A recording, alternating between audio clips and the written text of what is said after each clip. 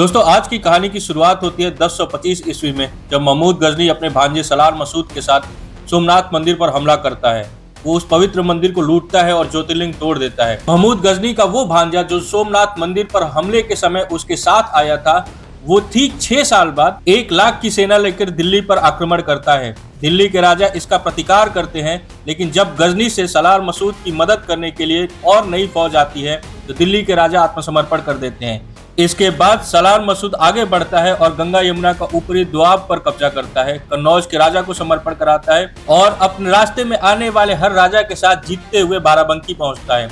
बाराबंकी पहुंचकर वो अपने जनरलों को आसपास के इलाकों को जीतने के लिए भेजता है, जैसे मियां राजब और सलार सैफुद्दीन को बहराइच, अमीर हसन को महोबा और मलिक फजल को काशी भेजता है। जब सलार मसूद अयोध्या की तरफ बढ़ रहा था, तब उसे पता चला कि उसके सेनापति मियां राजब और सलार सैफुद्दीन बहराइच में बुरी तरह घिर चुके हैं। सलार मसूद उनकी मदद के लिए आगे बढ़ता है, लेकिन बहराइच में उनका इंतजार राजा सुहेलदेव कर रहे थे। राजा सुहेलदेव ने आसपास के राजाओं को एकजुट किया और एक मजबूत संघ बनाया। पहले 8 दिनों तक लगातार छोटी छोटी लड़ाइयां होती रही, लेकिन 13 जून 1033 को राजा सुहेलदेव ने राजा भोज, जो मालवा के राजा थे, और 17 अन्य राजाओं के साथ मिलकर एक बहुत बड़ी सेना तैयार की, जिन्होंने चित्तौरा झील पर मसूद की सेना को घेर लिया।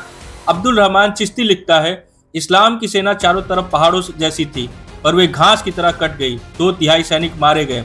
मसूद ने एक बार पलटकर वार करने की कोशिश जरूर की थी, लेकिन राजा सुहेलदेव ने अपने रिजर्व सैनिकों के साथ पूरी सेना को मिटा दिया। राजा सुहेलदेव ने भागते हुए मसूद को तीर मारकर गिरा दिया और अंत में उसका सिर काट दिया। इस युद्ध के बाद गजनी और अन्य विदेशी आक्रांता शासकों ने 1033 से 1187 तक भारत पर आक्रमण नहीं किया। भारत लगभग 135 सालों तक सुरक्षित, सुख और शांति से रहा।